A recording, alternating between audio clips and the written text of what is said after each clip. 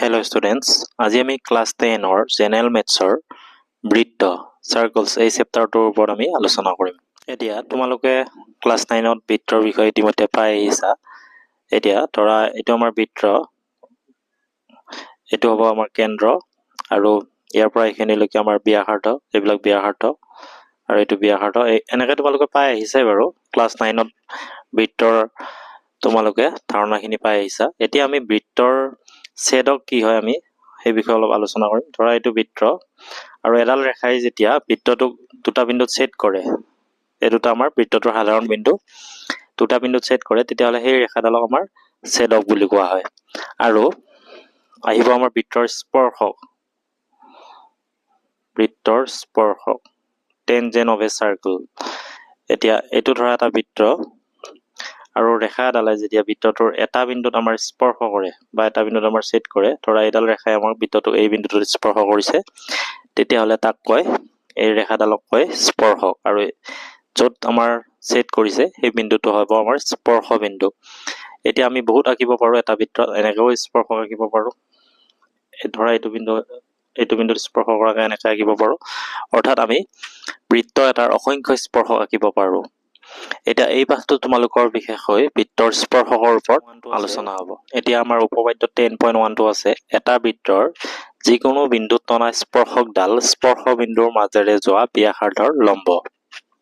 আমাৰ এইটো যদি বৃত্ত হয়, তেতিয়াহ'লে ইয়াত যদি আমি এডাল স্পৰ্শক আঁকো, এইটো যদি আমাৰ বৃত্ত হয় আৰু এই বিন্দুটোত ধৰা আমি এডাল স্পৰ্শক আঁকিছোঁ পি কিউ, তেতিয়াহ'লে এই কেন্দ্ৰটোৰ পৰা সাপোজ এইটো এ, ইয়ালৈ সংযোগী যিডাল আমাৰ ব্যাসাৰ্ধ হ'ব সেইটো লম্ব হ'ব, মানে উ এটো কাৰ ওপৰত লম্ব হ'ব, পি কিউৰ ওপৰত লম্ব হ'ব। সেইটো আমাৰ উপপাদ্যটোত কৈছে। ধৰা এডাল ৰেখা আৰু ইয়াৰ পৰা আমি এটা লম্ব নিছোঁ, সাপোজ উ পি, এই ৰেখাডালৰ ওপৰত লম্ব। তেতিয়া আমি যিমানবিলাক ৰেখা আঁকো বেলেগবিলাক, তেতিয়াহ'লে আমাৰ কি হ'ব, চবতকে সৰু হ'ব আমাৰ লম্বডাল, মানে চবতকে চুটি ৰেখাডাল হ'ব আমাৰ লম্ব ৰেখাডালেই চবতকে চুটি হ'ব। সেই কনচেপ্টটো ইয়াত আমাৰ ইউজ হ'ব। এতিয়া আমি চাপোজ ইয়াতে এডাল ৰেখা আঁকিছোঁ আৰ, এডালৰ নাম দিলোঁ আৰ, আৰু এইটো হ'ব, এইটো ধৰা আমি এছ বুলি দিলোঁ। তেতিয়া ইয়াৰ পৰা ইয়ালৈকে আমাৰ এইটো ব্যাসাৰ্ধ আৰু ইয়াৰ পৰা এইখিনিলৈকেও আমাৰ ব্যাসাৰ্ধ। এতিয়া তুমি চাবা ও এছ আৰু ও আৰ, তেতিয়াহ'লে কোনটো, এই ও এছ আৰু ও আৰ কোনটো ডাঙৰ হ'ব, ও আৰটো, মানে ইয়াৰ পৰা ইয়ালৈকে ও আৰ, ইয়াৰ পৰা এইখিনিলৈকে এছ, আৰু ও এছটো আমাৰ ব্যাসাৰ্ধ আছিল, গতিকে ও এটো আমাৰ ব্যাসাৰ্ধ, ও এ লেছ দেন ও আৰ। অৰ্থাৎ চবতকৈ চুটি হৈছে আমাৰ ও এ, গতিকে চবতকৈ চুটি ৰেখাডালে আমাৰ লম্ব ৰেখা। সেই কনচেপ্টটো আমাৰ এপ্লাই কৰি কেনে আমি থিয়ৰেমটো প্ৰুফ কৰিব পাৰোঁ। এতিয়া অনুশীলনী 10.1টো আছে আমাৰ, এটা বৃত্তৰ কিমানবোৰ স্পৰ্শ থাকিব পাৰে। এইমাত্ৰ আমি ক'লোৱে যে বৃত্ত এটাত আমি অসংখ্য স্পৰ্শক আঁকিব পাৰোঁ। আৰু 2 নম্বৰটো আমাৰ খালী ঠাইবোৰ কৰিব দিছে। এটা বৃত্তৰ স্পৰ্শকে ইয়াক ডেছ বিন্দুত ছেদ কৰে, এটা বিন্দুত ছেদ কৰে বা এটা বিন্দুত স্পৰ্শ কৰে। এটা বৃত্তক দুটা বিন্দুত ছেদ কৰা এডাল ৰেখাক ছেদক বুলি কয়, দুটা বিন্দুত ছেদ কৰিছে। 3 নম্বৰটো আছে আমাৰ, এটা বৃত্তৰ বৰ বেছি দুডাল সমান্তৰাল স্পৰ্শক থাকিব পাৰে। আৰু 4 নম্বৰটো হ'ব আমাৰ, এটা বৃত্তৰ এডাল স্পৰ্শক আৰু বৃত্তটোৰ উমৈহতীয়া বিন্দুটোক স্পৰ্শ বিন্দু বোলে। 3 নম্বৰটো আছে আমাৰ, 5 চেণ্টিমিটাৰ ব্যাসাৰ্ধযুক্ত এটা বৃত্তৰ এটা বিন্দু পিত টনা এডাল স্পৰ্শক পি কিউৱে কেন্দ্ৰ ওৰ মাজেৰে যোৱা এডাল ৰেখাক কিউ বিন্দুত লগ লাগে, যাতে O Q equal to 12 centimetre, P কিউৰ দৈৰ্ঘ্য হ'ল কিমান হ'ব, এইটো আমি কৰি চাব লাগিব। আমাৰ এটা বৃত্ত এনেকৈ আঁকি ল'বা আৰু 5 চেণ্টিমিটাৰ ব্যাসাৰ্ধযুক্ত, ইয়াৰ পৰা ইয়ালৈকে আমাৰ 5 চেণ্টিমিটাৰ ব্যাসাৰ্ধযুক্ত এটা বৃত্তৰ পিত টনা এডাল স্পৰ্শক পি কিউৱে, আৰু ইয়াৰ পৰা ইয়ালৈকে আমাৰ এডাল স্পৰ্শক টানিছোঁ পি কিউৱে কেন্দ্ৰ ওৰ মাজেৰে যোৱা এডাল ৰেখাক কিউ বিন্দুত লগ লাগিছে, এই বিন্দুটো লগ লাগিছে, যাতে O Q equal to 12 centimetre, চৰি এইটো আমাৰ কিউটো ইয়াত হ'ব আৰু ইয়াত পিটো ইয়াত হ'ব, আৰু ও কিউ ইকুৱেল টু আমাৰ দিয়া আছে 12 চেণ্টিমিটাৰ। পি কিউৰ দৈৰ্ঘ্য এইটো উলিয়াব লাগে। এতিয়া আমি থিয়ৰেম মতে আমি কি পাইছিলোঁ যে ও পিটো কাৰ ওপৰত লম্ব হ'ব, পি কিউৰ ওপৰত লম্ব হ'ব, গতিকে আমি পাইথাগোৰাছ থিয়ৰেম যদি আমি এপ্লাই কৰোঁ ত্ৰিভুজ পি অ' কিউৰ পৰা O' Q square equal to O' P square plus P Q square. O' Q মানে আছে আমাৰ 12 আৰু অ' পিটো আমাৰ 5 আছে আৰু পি কিউটো আমি উলিয়াব লাগে। 12 স্কোৱাৰ মানে 144 আৰু 5 স্কোৱাৰ মানে আমাৰ 25 প্লাছ পি কিউ স্কোৱাৰ। গতিকে 144 মাইনাছ 25 ইকুৱেল টু আমি পি কিউ স্কোৱাৰ পাম, অৰ্থাৎ P Q square equal to আমি এইটো বিয়োগ কৰিলে 119 পাম, অৰ্থাৎ আমাৰ পি কিউ ইকুৱেল টু √119। গতিকে আমাৰ শুদ্ধ উত্তৰ হ'ব অপশ্যন ডি, √119 চেণ্টিমিটাৰ। এইটো তোমালোকে 4 নম্বৰত 10.2 আছে আমাৰ এটা বহিবিন্দুৰ পৰা বৃত্তলৈ টনা স্পৰ্শকবোৰৰ দৈৰ্ঘ্য সমান। এইটো মেট্ৰিকত কেইবাবাৰো আহিছে। এতিয়া এইটো আমি প্ৰমাণ কৰিম। এটা তুমি বৃত্ত এটা আঁকি ল'বা তোমালোকে এটা, আৰু ধৰা এইটো এটা কেন্দ্ৰ আৰু আমি স্পৰ্শ আঁকিছোঁ বহিবিন্দুৰ পৰা দুডাল স্পৰ্শ।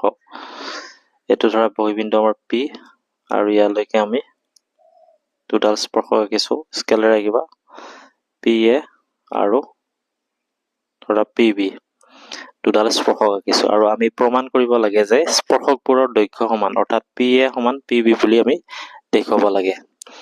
এতিয়া এইটো আমি লিখোঁতে কেনেকৈ লিখিম? ও কেন্দ্ৰীয় বৃত্তৰ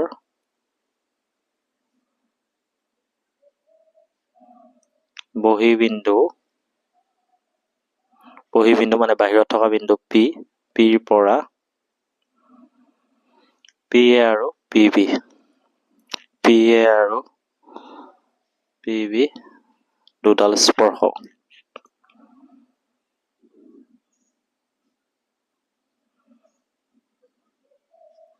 আমি প্ৰমাণ কৰিব লাগে যে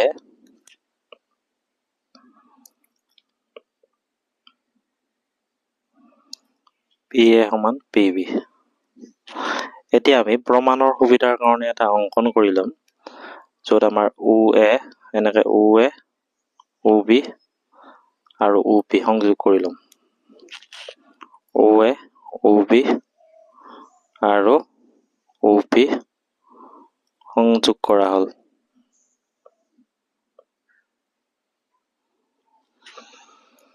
এতিয়া আমি এইটো ত্ৰিভুজ আৰু এইটো ত্ৰিভুজৰ পৰা ল'ম। ত্ৰিভুজ পি অ এ, এইটো ত্ৰিভুজ ল'লোঁ আৰু এইটো, আৰু ত্ৰিভুজ পি অ পিৰ পৰা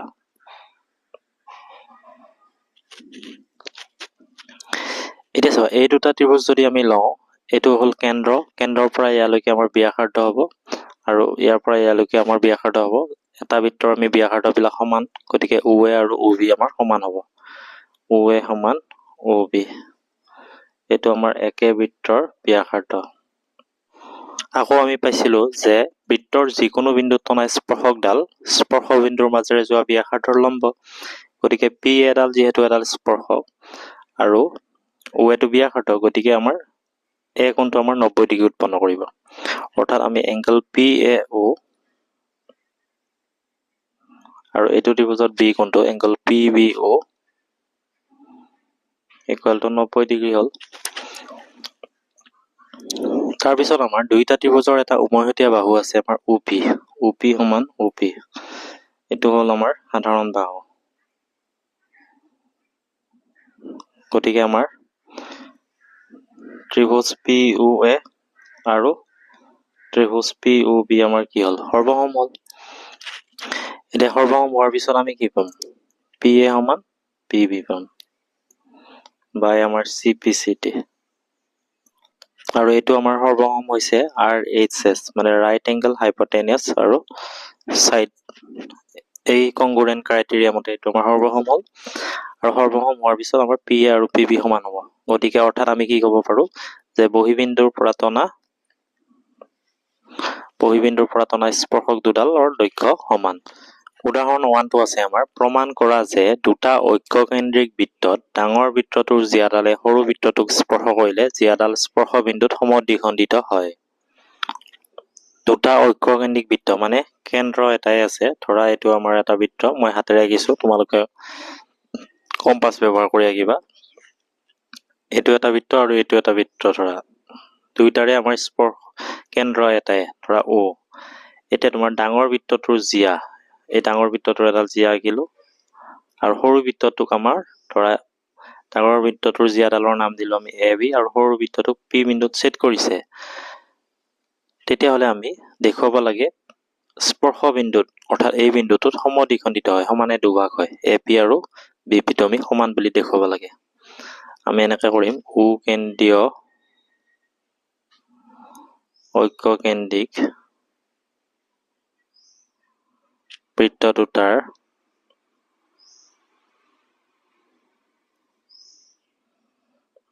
ডাঙৰ বৃত্তটোৰ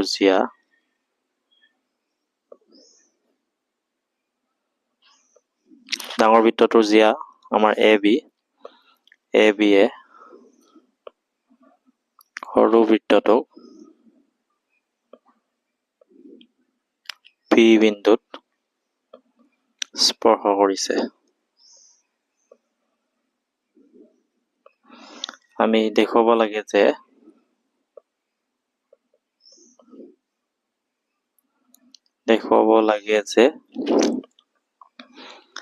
AP সমান BP বুলি দেখুৱাব লাগে এতিয়া এইটো যদি আমি সংযোগ কৰি দিওঁ OP সংযোগ কৰা হ'ল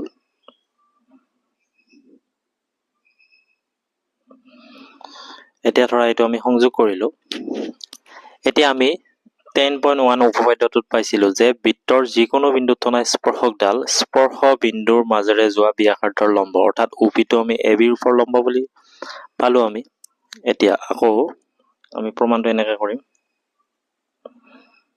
আমি জানো অৰ্থাৎ আমাৰ কি হ'ব এইটো OP টো AB ৰ ওপৰ লম্ব হ'ব OP AB ৰ ওপৰ লম্ব আকৌ আমি ক্লাছ 9ত এটা থিয়ৰম পাইছিলো যে বৃত্তৰ কেন্দ্ৰৰ পৰা জিয়ালৈ টনা লম্বই জিয়াডালক সমদ্বিখণ্ডিত কৰে অৰ্থাৎ আমাৰ এনেকুৱা এটা যদি বৃত্ত থাকে আমি এইটো কেন্দ্ৰ আৰু কেন্দ্ৰৰ পৰা যদি এডাল জিয়া টানো অৰ্থাৎ আমি কেন্দ্ৰৰ পৰা যদি এই AB জিয়ালৈ এডাল লম্ব টানো ধৰা OP তেতিয়াহ'লে আমি এই লম্বডালে জিয়াডালক সমদ্বিখণ্ডিত কৰে সেইটো আমি ক্লাছ 9তে পাইছিলো এগেইন আকৌ আমি জানো সমদ্বিখণ্ডিত কৰে অৰ্থাৎ আমাৰ এটাকে কি হ'ব সমানে দুভাগ কৰে AP সমান BP হ'ব AP সমান BP এইটো আমাৰ প্ৰুফ হৈ গ'ল এইটো আমি ক্লাছ 9তে পাইছিলো আৰু ইয়াৰ প্ৰমাণটো কেনেকুৱা হ'ব যদি এই দুটা আমি সংযোগ কৰি দিওঁ এইটো ত্ৰিভুজ আৰু এইটো ত্ৰিভুজৰ পৰা ল'লে OA সমান OB হ'ব আৰু আমাৰ কি হ'ব এইটো 90 ডিগ্ৰী লম্ব যিহেতু এংগল OPA আৰু এংগল OPB সমান 90 ডিগ্ৰী আৰু OP সমান OP এইটো আমাৰ সাধাৰণ বাহু হ'ব গতিকে দুটা ত্ৰিভুজ সৰ্বসম হ'ব সৰ্বসম হ'লে আমাৰ AP সমান BP এইটো আমি প্ৰুফ কৰিব নালাগে এইটো আমি অলৰেডি ক্লাছ 9ৰ উপপাদ্যত পাই আহিছো গতিকে সেই বস্তুটো আমি ইয়াত এপ্লাই কৰিলে এইটো আমি দেখুৱাব পাৰো